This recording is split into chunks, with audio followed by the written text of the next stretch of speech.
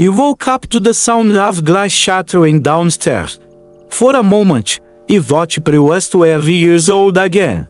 Hiding under my blankets, while my father stumbled through the house at 3 a.m. But I'm not 12 anymore. I'm just 7. And the man breaking things in my kitchen is undrunk. He has Alzheimer's, and he's my father. I found him standing in front of the refrigerator, barefoot in a pool of orange juice and broken glass. He was wearing the same pajamas he'd worn for 3 days. The only sweet coffee stains down the front that he refused to let me wash. His eyes were wide, confused, like a cornered animal. He didn't hurt you, he demanded, his voice shaking with fear and danger. What are you doing in my house? My house. You wanted to correct him. This is my house. You've been living with me for 6 months now. But I've learned that girls, they only make things worse. It's okay, Dad, he said softly, keeping my distance. It's me, Cheryl. He squinted at me. Suspicion etched deep into the lines of his face. The face he inherited. The face he sees in the mirror every morning. Getting more like he's with teasing you. That terrifies me more than I'd like to admit. Michael. He said my name like he was testing a for justice. Then something shifted in his eyes. Not recognition exactly, but a softening. His shoulders dropped to Michael. He repeated. Quieter this Timmy.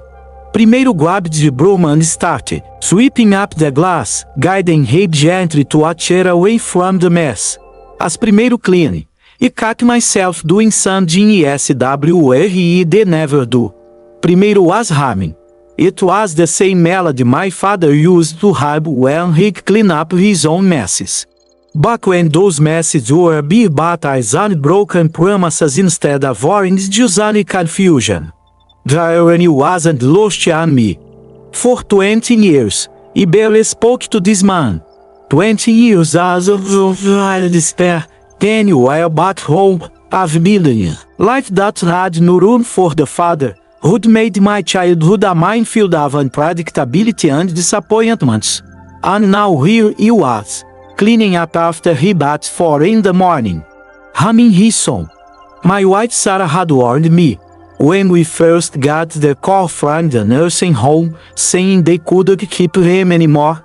When I'd announced he was bringing him here, she'd looked at me with those knowing eyes I've heard and said, "Are you sure you were ready for this?" I told her he was. I'd told myself primeiro what he was wrong. Because taking care of your aging parents isn't just about the physical work. It's not just about the sleepless nights, the constant vigilance, the endless doctor appointments and education schedules. It's about confronting reality, feeling you've ever had about them. Every moment of your childhood you've tried to forget comes rushing back. Except now you're the one in control. You're the wild power. And that's where it gets complicated. After he got the bed, that night, he sat in my study and pulled out a box he hadn't opened in 15 years. Inside were photographs, report cards, a little late trophy, and letters. Letters I'd written to my father, but never sent. It threw and dated June 1998. He was 14. Dear Dad, it began. You missed another game today? Coach asked where you were. He told him you had to work. That's what he always tells them. It's easier than saying you were probably at Murphy's brother passed out on the couch. He hit a home run, which was restored season. He looked for you in the stands anyway. He always looked for you. Primeiro had got ready. My hands were shaking. The thing about becoming with just how many choices you it's hard to make. How many ways there are to fear. But understanding doesn't erase the pain. It just makes it more complicated. My son Jake was 18 years old when he brought Grandpa home. He barely knew him. A stranger with my last name. Oh, show that at Thanksgiving every few years, smelling like old spice and regret. But kids are more adaptable than we give them credit for. Within weeks, Jake was the only person who could calm my father during his worst episodes. We watched them together one afternoon. My father was having one of his lucid days, and they were sitting in the backyard. Jake was showing him a drawing he'd made at school. Something struck with lots of blues and greens. My father studied it seriously, like it was a masterpiece. "This is really good, buddy," he said to Jake. "You've got talent." Jake beamed. It was such a simple thing, but it made me realize something painful. My father was being the grandfather I'd always wanted him to be as a father. Patient, present, kind, and primeiro hated that. Jake got this version of him while I'd gotten the other one. The angry one. The absent one. The one who made me feel invisible in my own home. But then I'd remember. The disease had done this. Alzheimer's doesn't just take memories. It takes the defensive walls we build, the learned behaviors, the masks we wear. Maybe this gentler version was who my father always wanted to do. Maybe he'd been fighting his own demons, primeiro knew nothing about. Or maybe primeiro was just making excuses for him because it was easier than staying angry. The turning point came on a Tuesday. E they had a terrible day at work. A project I'd spent months on had fallen apart, and primeiro was furious. Primeiro came home and found my father in my study. He'd somehow gotten into the locked cabinet where he kept important documents. Papers were everywhere. Financial statements, birth certificates, tax returns. All scattered across the floor like confetti. Something inside me snapped. "What the hell did you do?" he shouted. He didn't recognize my own voice. It was harsh, cruel, filled with all the rage I'd been following for months. For years. For decades. My father looked up at me. Terrified. He was looking for something.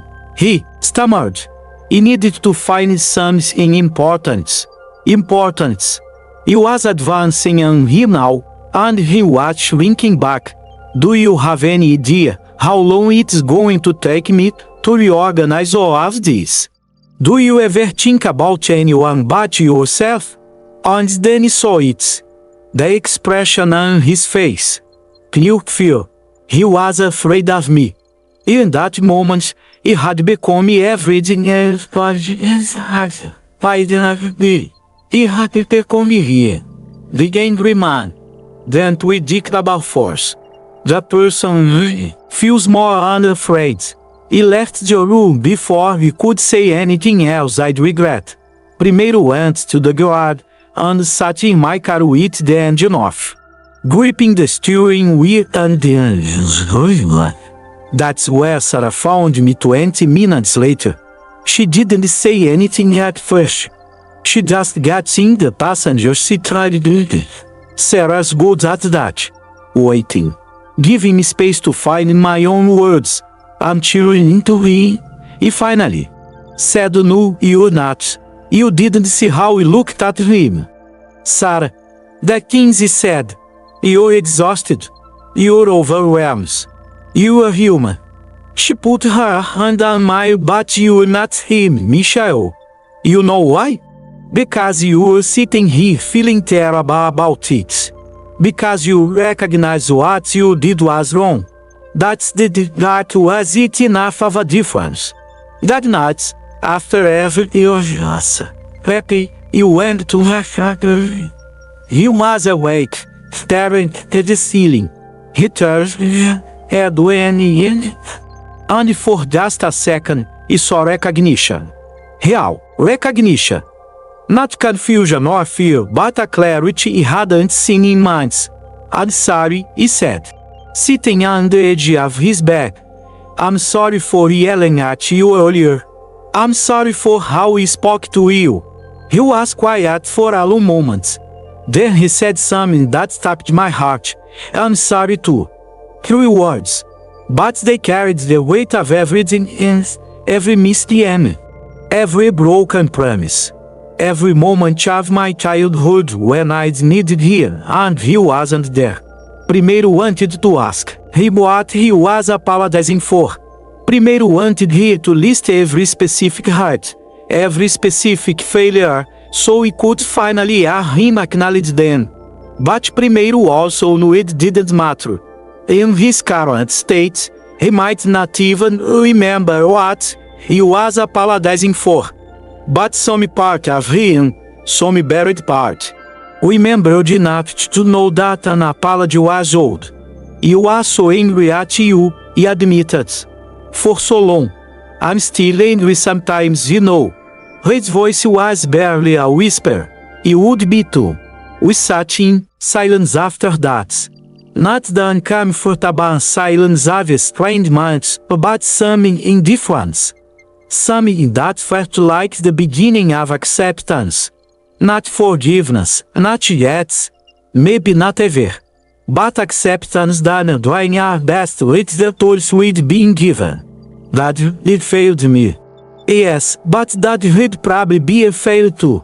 That pain travels through generations if someone decides to stop it. The next morning, primeiro called my sister Rebecca. We hadn't talked in months. Our relationship had been another casualty of our childhood, and our father's failures defiantly. I'd gotten angry at a distance. She'd gotten suddenly, always hoping he'd change, always being disappointed. As adults, those different responses had driven a wedge between us. In his head, he told her, "He can't do this alone anymore." She was quiet on the other end of the line. "Then, I'll be there this weekend." True to her word, Rebecca showed up Saturday morning with 2 suitcases and unopened plane tickets. Seeing her walk drove my blood chilling after holding my breath for years. She went straight to Dad, who was having breakfast with Jet. He looked at her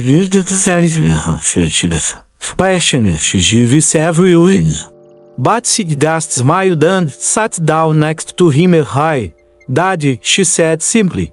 Over the next few weeks, having Rebecca there changed everything. We developed a routine, assisting. We took turns tasks. We covered for each other when as needed to step away and cry or scream or just sit in silence. And slowly, carefully, we started about our childhood, really talking about it. One night, after Dad was asleep, we sat on the back porch, with a bottle of wine between us.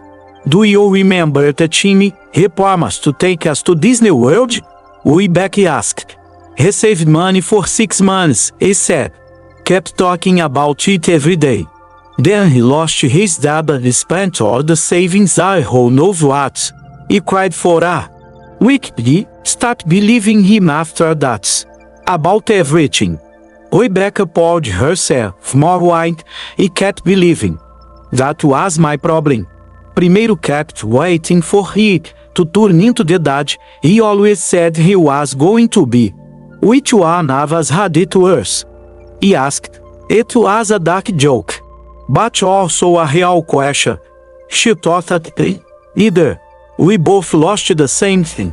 We just processed those differently. She was right. And sitting there with her, he realized that part of about confronting her. It was about reconnecting with it. We'd been so busy nursing our individual wounds that we'd forgotten we were on the same side. Dad continued to decline. Some days were better than others. But the trajectory was clear. His lucid moments became rarer. He started forgetting how to do basic things. how to use a fork, how to find the bathroom. His world was getting smaller, and we were watching it happen in slow motion. But something strange was happening to me in the process. As he became more dependent, as he had to help her with increasingly intermittent and vulnerable tasks, danger started to dissolve. Not all at once. Not completely. But gradually, it was being replaced by something he didn't expect. Compassion. Not pity, which I'd feared, but genuine compassion.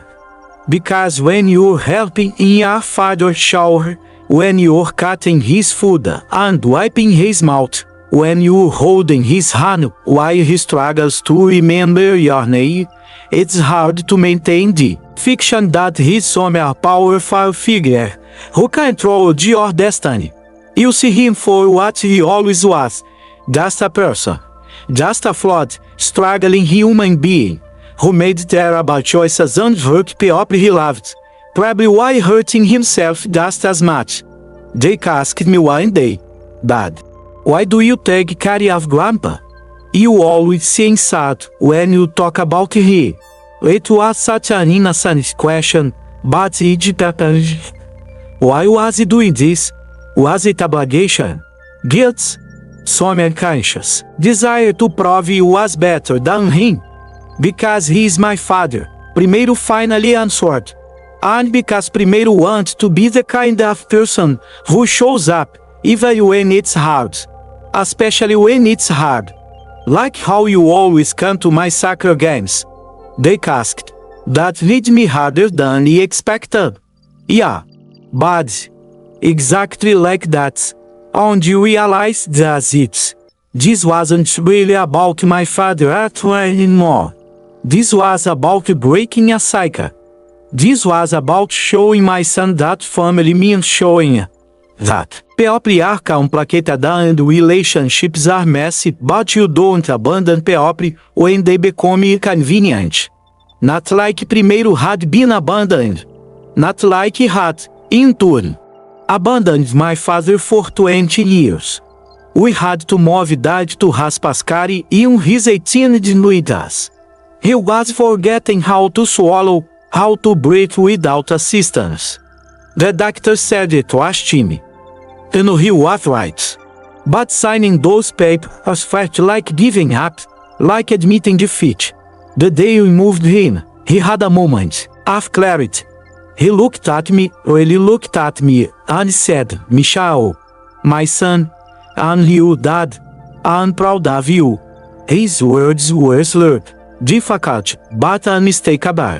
He never said it. "But I'm proud of you." He waited my entire life to hear those words. As a kid shooting ops in the driveway, hoping he'd come out see and watch. As a teenager graduating high school, scanning the crowd for his face. As a mother achieving success after success, some part of me still seeking his approval, while pretending he didn't care. And now, here they were. 4 words I'd given up never hearing. "Thank you," Primeiro whispered because he couldn't say anything else without breaking down completely. He died 3 weeks later, with Rebecca and me on either side of his bed, holding his hands. It was peaceful. He slicked open him, it felt like a mercy effort, watching him fight so hard for so long, at his funeral, stood up to give the eulogy. I'd written and trying to find the balance between honesty and respect, between acknowledging who he was and honoring who he tried to be at the end. This is what he said. "My father was not a perfect man. He made mistakes. He caused pain.